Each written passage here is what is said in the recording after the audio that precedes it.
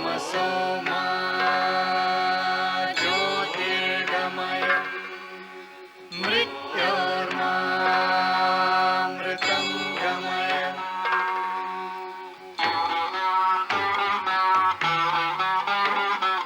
सर्वेऽपि सुखिनः सन्तु सर्वे सन्तु निरामयाः सर्वे भद्राणि पश्यन्तु मा कश्चित् दुःखभाग् भवेत्।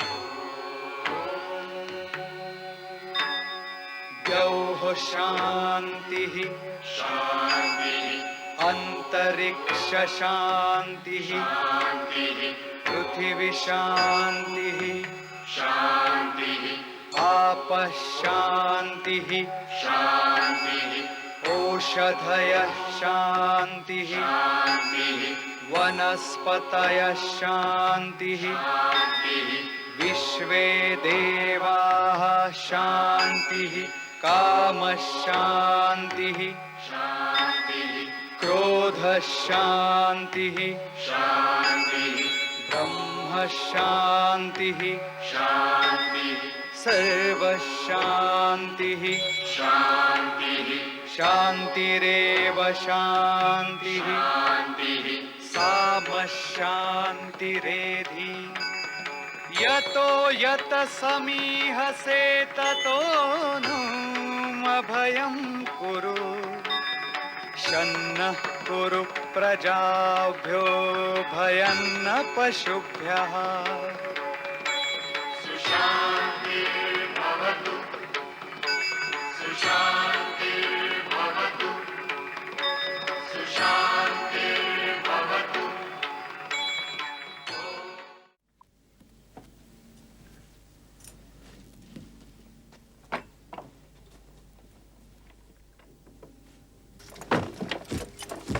प्रणाम मामा। प्रणाम। महामंत्री इस समय कहाँ होंगे?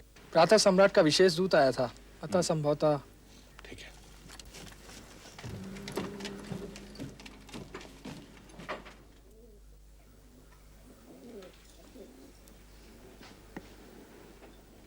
आप बैठिए महामंत्री। क्षमा कीजिएगा, मैंने आपको असमय ही कष्ट दिया, परंतु आपसे विचार विनिमय करना अनिवार्य था। आप आज्ञा देने के अधिकारी हैं सम्राट। मैं आपकी इस विनम्रता का सदा आभारी रहूंगा। क्षमा कीजिएगा यदि आपको मेरे प्रश्नों से कोई कष्ट पहुंचे, पर मैं जानना चाहता हूं कि क्या पाटलिपुत्र के आचार्य अपने कर्तव्य का निर्वाह ठीक से नहीं कर पा रहे हैं? ऐसा आपसे किसने कहा सम्राट? मैं आपसे उत्तर पूछ रहा हूं महामंत्री। ऐसा तो नहीं है सम्राट। क्या पाटलिपुत्र में शिक्षकों का अभाव है? नहीं सम्राट। क्या विद्यार्थियों का अभाव है? नहीं सम्राट। तो फिर पाटलिपुत्र में विद्यापीठ की स्थापना की आवश्यकता क्यों है? क्योंकि पाटलिपुत्र को जीवन के प्रत्येक क्षेत्र में एक नवीन प्रणाली की आवश्यकता है। मगध में शिक्षा है, शिक्षार्थी है, पर शिक्षा अब संस्कार का विषय नहीं रह गई। शिक्षा अब अन्न का बोझ ढोने की वाहक होकर रह गई है। उदर की आवश्यकता अब धर्म है। शिक्षा उदर पोषण का आधार होकर रह गई है। श्रेष्ठ जीवन मूल्यों को जीने वाला मूल्यों को ताक पर रखकर जीने की खटपट में लग गया है। जो मूल्य कल तक यथार्थ थे, आज आदर्श के नाम पर उनका उपहास हो रहा है। परंपराएं दम तोड़ रही हैं और हम उनका स्वर तक नहीं सुन पा रहे हैं। और आप समझते हैं कि मगध में विद्यापीठ की स्थापना के साथ ही मूल्य और परंपराएं पुनः जीवित हो उठेंगी? मुझे विश्वास है कि यदि शिक्षक को व्यापक धरातल व संगठन प्रदान किया जाए तो वो समय व समाज की मांग को निश्चित रूप से पूरा करेगा। और वर्तमान परिस्थिति में मगध में एक विशाल विद्यापीठ का निर्माण होने से न केवल मगध का गौरव बढ़ेगा, अपितु पाटलिपुत्र के आचार्यों की समस्याओं का भी समाधान होगा। कहीं आप मगध के आचार्य वर्ग का तुष्टीकरण तो नहीं करना चाहते? सत्य तो यह है सम्राट कि पाटलिपुत्र का आचार्य वर्ग इस सारी योजना से अनभिज्ञ है। तो फिर आप इस निर्माण कार्य की योजना को लेकर इतने अधीर क्यों हैं? इतने अधीर कि आप मेरे निर्णय की प्रतीक्षा भी नहीं कर सके। सम्राट, मगध के महामंत्री के रूप में मेरे कुछ दायित्व हैं। मैं आपके निर्णय की प्रतीक्षा आपका निर्णय होने तक कर सकता हूं, पर समय कहां किसी की प्रतीक्षा करता है। मैं देख रहा हूं कि अनिर्णय की स्थिति में जीना हमारा स्वभाव हो गया है, और राजनीतिक जीवन में अनिर्णय की यह अवस्था केवल समय ही नहीं, व्यक्ति व समाज के उन अधिकारों को भी खाती है जिसकी रक्षा करना हमारा दायित्व है। और मैं वही कर रहा हूं महामंत्री। तो आपने क्या निर्णय किया गुरुकुल के संदर्भ में? आपके साम्राज्य में विद्यापीठ का निर्माण होना चाहिए। यदि मैं ना चाहूं तो भी? क्या मैं जान सकता हूं सम्राट की मगधपति को विद्यापीठ के निर्माण में क्या आपत्ति है? क्या मैं आपके प्रत्येक प्रश्न का उत्तर देने के लिए बाध्य हूं? आप सम्राट हैं, शक्तिशाली हैं, इसलिए निर्णायक सत्ता भी आप है। आप चाहें तो मौन रह सकते हैं, आप चाहें तो बोल सकते हैं। भला मैं आपको कैसे बाध्य कर सकता हूं? पर सम्राट यदि उचित समझे तो मुझे इतना बता दें कि जिन प्रश्नों का संबंध मगध के भविष्य से हो, उसकी चर्चा मैं किससे करूं? जो प्रश्न सीधे मगध के भविष्य को प्रभावित करता हो, उसकी चर्चा मैं किससे करूं? आप सम्राट हैं, आप उत्तर देने को बाध्य नहीं हैं, पर मुझे तो उत्तर देना होगा। मैं क्या उत्तर दूं मगध को एवं आचार्य विष्णुगुप्त को? आप भूमि अनुदान में नहीं देंगे, पर उससे विद्यापीठ का निर्माण कार्य तो नहीं रुकेगा। यह कैसे संभव है महामंत्री कि निर्णायक मैं हूं और निर्णय आप करें? अर्थात आप जा सकते हैं। सम्राट, आपने मुझे अभी तक उत्तर नहीं दिया कि मैं मगध को और आचार्य विष्णुगुप्त को क्या उत्तर दूं। आप ये जानने का दुस्साहस क्यों कर रहे हैं महामंत्री? क्योंकि मैं मगध का महामंत्री हूं सम्राट। मेरी दया से हैं आप मगध के महामंत्री। इसलिए मंत्रीवर, शिष्टता सीखिए। यदि ये सत्य है तो आज से ये शिष्टता और महामंत्री पद दोनों का त्याग करने को मैं तत्पर हूं। पर जाने से पूर्व मैं मगध का महामंत्री, मगध के सम्राट से कुछ प्रश्नों के उत्तर चाहूंगा। इसलिए कल मंत्री परिषद की सभा में आपको उपस्थित रहने की विनम्र प्रार्थना है सम्राट।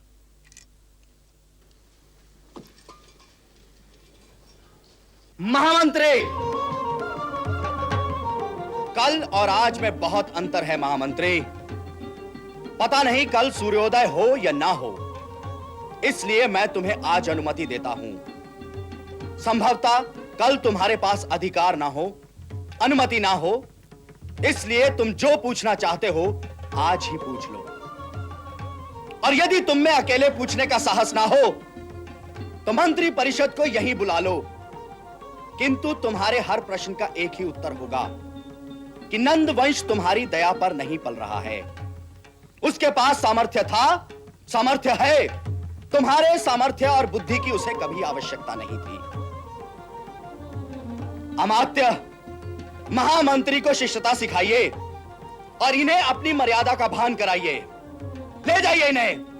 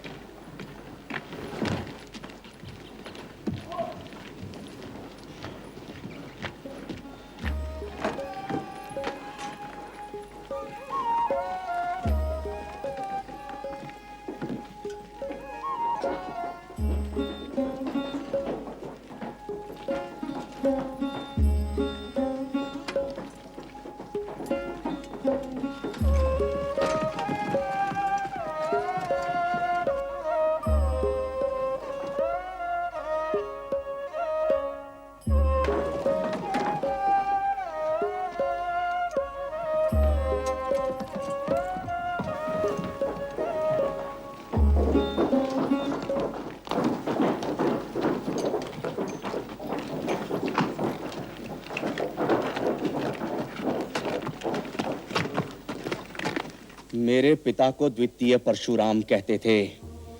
कांपता था पूरा उत्तरापथ उनके नाम से। किसी राजा, किसी राज्य में इतना साहस नहीं था कि वो मेरे पिता के सामने सर उठा के बात कर सके। और आज क्या स्थिति है उसी परशुराम के पुत्र के राज्य में? क्या करते हैं आप लोग? मुझे आपसे ऐसी अपेक्षा नहीं थी सेनापति।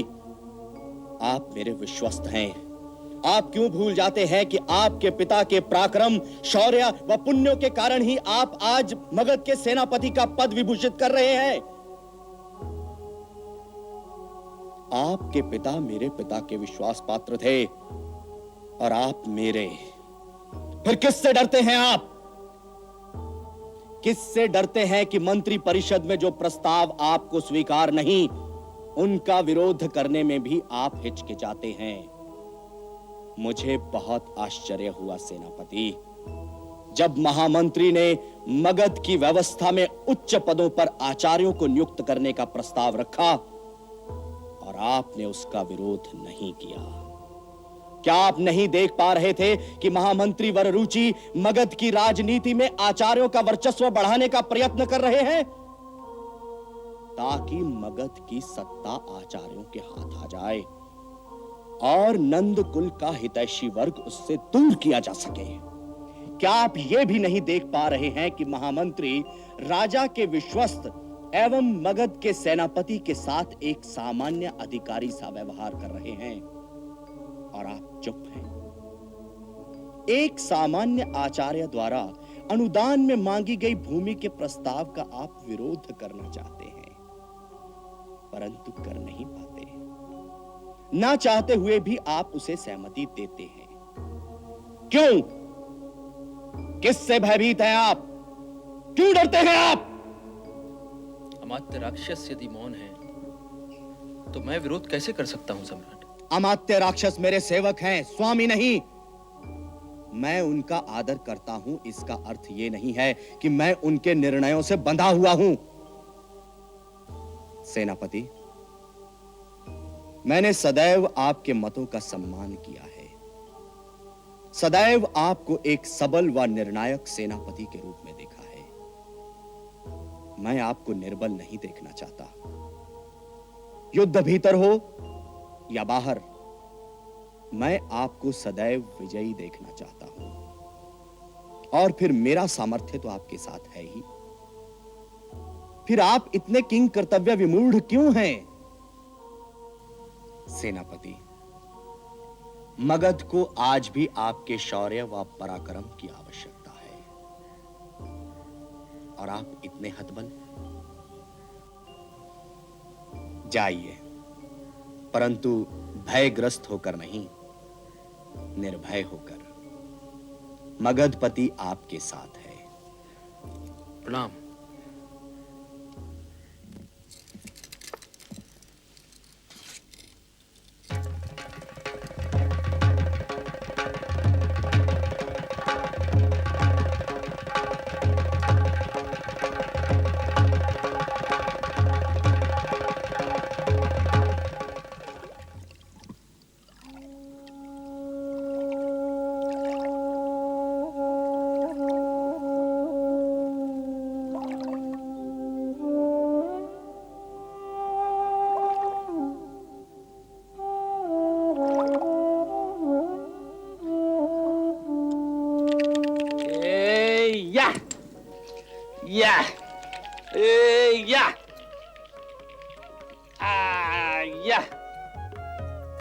आइए, अरे आइए, आप भी अपना भाग्य आजमाइए। एक पण लगाइए और 10 पण ले जाइए, 10 लगाइए और 100 ले जाइए, 100 लगाइए और 1 सहस्त्र। विचार मत कीजिए सज्जनों, लक्ष्मी कभी स्थिर नहीं होती, वो तो चंचला है, चपला है। अगर थोड़ा सा साहस दिखाएंगे तो अभी फिसल कर मेरे हाथों से आपके हाथों में चली आएगी। थोड़ा सा साहस करिए सज्जनों, लक्ष्मी आपके पास आने को व्याकुल है। अपने बटुए टटोलिए और बंद मुट्ठी खोलिए। बस 10 पण लगाइए और 100 पण ले जाइए। 100 पण श्रीमान। स्मरण कीजिए अपनी प्रेयसी का, उसकी कोमल ग्रीवा का, उसके मादक स्पर्श का, उसकी पतली पतली स्निग्ध अंगुलियों का, और सोचिए उस कोमल ग्रीवा में वो स्वर्ण व मणियों का हार कितना सुंदर लगेगा। सोचिए, उस कोमल मणिबंध में स्वर्ण का कंकण कितना सुंदर लगेगा। सोचिए, वे कोमल स्निग्ध अंगुलियां जिन्हें छिपते छिपाते आपने स्पर्श कर अपना प्रेम व्यक्त किया था, उसमें रत्न की मुद्रा कितनी सुंदर लगेगी। इसलिए अब और विचार मत कीजिए सज्जनों। 10 पड़ों में ये कंकण हार मुद्रा आपको कहीं नहीं मिलेगी, पर 100 पड़ों में ये सब आपकी। इसलिए अब और विचार मत कीजिए सज्जनों। 10 पड़ लगाइए और 100 पड़ ले जाइए। सुनो, हाँ, तो कितने पड़ लगा रहे हैं श्रीमान? क्या तुम्हारा ही नाम सुसिद्धार्थक है? नाम में क्या रखा है श्रीमान? कर्म से ही होती है आदमी की असली पहचान। लगाइए 10 पड़, ले जाइए 100 पड़। तुम्हें आर्य भागुरायण ने बुलाया है। मेरी प्रसिद्धि आपके स्वामी तक पहुंच गई कि उन्होंने द्यूत क्रीड़ा के लिए मुझे अपने घर आमंत्रित किया है। ये तो वहां चलकर ही पता चलेगा। हाँ हाँ, चलिए, पर 100 पड़ से कम की चाल नहीं चलूंगा श्रीमान। आपने अपने स्वामी का नाम क्या बताया श्रीमान? आर्य भागुरायण। आर्य आर्य भागुरायण। दुर्भाग्य, मारा गया श्रीमान। अपने स्वामी से जाकर कहना सुसिद्धार्थक नहीं आ सकता। उसके पेट में पीड़ा है, उसके माथे में पीड़ा है, उसके पैरों में पीड़ा है, वो चल नहीं सकता श्रीमान। उसके अंग अंग में पीड़ा है। सुसिद्धार्थक मृत्यु शैया पर लेटा है। मृत्यु उसके समीप खड़ी है। हाय हाय हाय हाय। जीवन के इन अंतिम क्षणों में मैं दान देना चाहता हूँ। कोई चाहे तो मुझसे मांग कर ये पढ़ ले जाए। पर मुझे क्या हो गया है? अब तक तो मैं ठीक था, मुझे सन्निपात हो गया है। भयंकर पीड़ा हो रही है। सुसिद्धार्थक, तुम सीधे मेरे साथ चलते हो या? पर मेरा अपराध क्या है? सुसिद्धार्थक, तुम जितनी देर लगाओगे दंड उतना ही बढ़ता जाएगा। निर्णय तुम्हें करना है। सीधे चलते हो या? पाटलिपुत्र के नागरिकों, देख लो, मेरे साथ अन्याय हो रहा है। मुझ निरपराध को कारागार ले जाया जा रहा है। मैंने तो न्याय के भय से चाह कर भी आज तक बेईमानी नहीं की, फिर भी पता नहीं मुझे किस बात का दंड दिया जा रहा है। आज ये मेरे साथ हो रहा है, कल आपके साथ होगा, आप सबके साथ होगा। हमें एकत्र होना है। इस अन्याय के विरुद्ध हमें एकत्र होना है। क्रांति होगी, अवश्य होगी। मैं छोड़ूंगा नहीं किसी को। एक एक को देख लूंगा, एक एक को देख लूंगा मैं। मुझे दंड देने वालों, एक दिन तुम्हें दंड मिलेगा। मैं शांत रहने वाला नहीं। मैं न्यायालय तक जाऊंगा, महामंत्री तक जाऊंगा, और आवश्यकता पड़ी तो सम्राट तक जाऊंगा। छोड़ूंगा नहीं किसी को। प्रभु, मुझे निरपराध को बिना कारण बताए दंड देने वाले इन पापियों को तू छोड़ना मत। देख देख, तेरी सत्ता का परिहास कर रहे हैं। मुझे इनसे लड़ने का सामर्थ्य दे। भागुरायण, मुझे निर्बल मत समझना। ईश्वर मेरे साथ है। मैं लड़ूंगा, अंतिम सांस तक लड़ूंगा। द्यूतालय के किसी नियम का मैंने उल्लंघन नहीं किया है, फिर तुमसे क्यों डरूं मैं? अपनी कमाई का खाता हूं मैं, चोरी का नहीं। चाहो तो काल कोठरी में डाल दो मुझे, पर एक पल मैं तुम्हें देने वाला नहीं। भागुरायण, देखता हूं कब तक तुम मुझे भीतर रखते हो।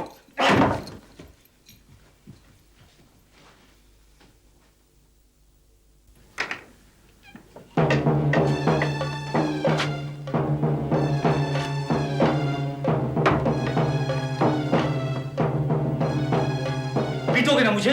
पीटो पीटो, पर मैं चुप नहीं रहने वाला। मैं निर्दोष हूं। तुम्हारे विरुद्ध 50 आरोप हैं। प्रतिदिन तुम एक न एक व्यक्ति को जुए में ठगते हो, तत्पश्चात मदिरा पी मदराल में तोड़ करते हो। झूठ बोल रहे हैं आप। प्रणाम आर्य।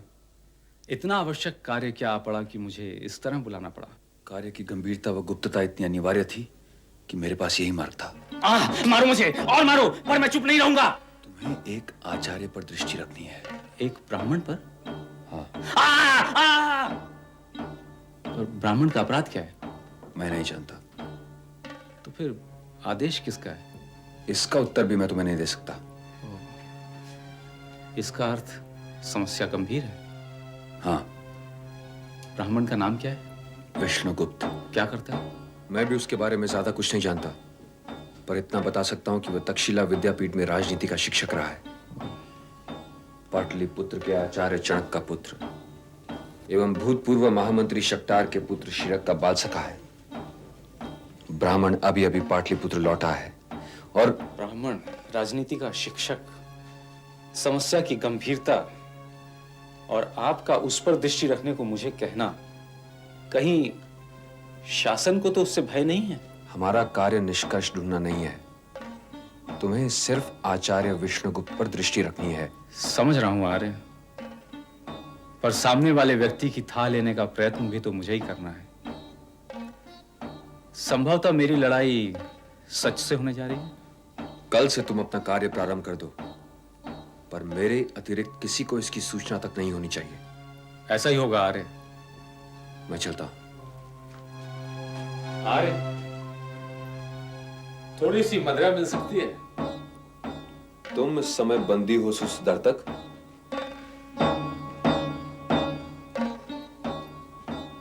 मैं एक एक को देख लूंगा, किसी को नहीं छोड़ूंगा। भगवान!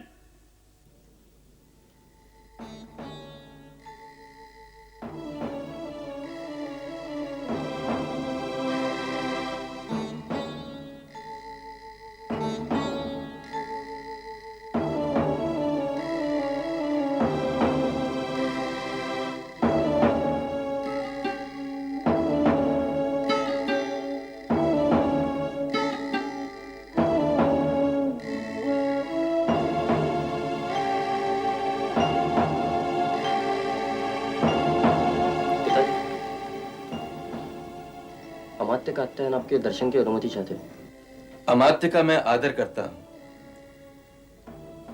उनसे कहना कि वे मेरे प्रिय हैं, इसलिए वचन से भी मैं उनका अनादर नहीं कर सकता। उनसे कहना कि मेरी उनसे विनम्र प्रार्थना है कि आज मुझे एकाकी ही रहने दें। मैं किसी के समीप नहीं जाना चाहता और ना ही किसी को अपने समीप आने देना चाहता हूं। उनके आगमन से अभिव्यक्त उनके भावों को मैं समझ सकता हूं, पर अपनी पीड़ा मैं उनके साथ बांटने में स्वयं को असमर्थ पाता हूं। इस धृष्टता के लिए वे मुझे क्षमा करेंगे। कल मंत्रणा कक्ष में मैं उनकी प्रतीक्षा करूंगा। जाओ पुत्र, अमात्य का यथोचित सम्मान करना और प्रेम पूर्वक उनको विदा करना।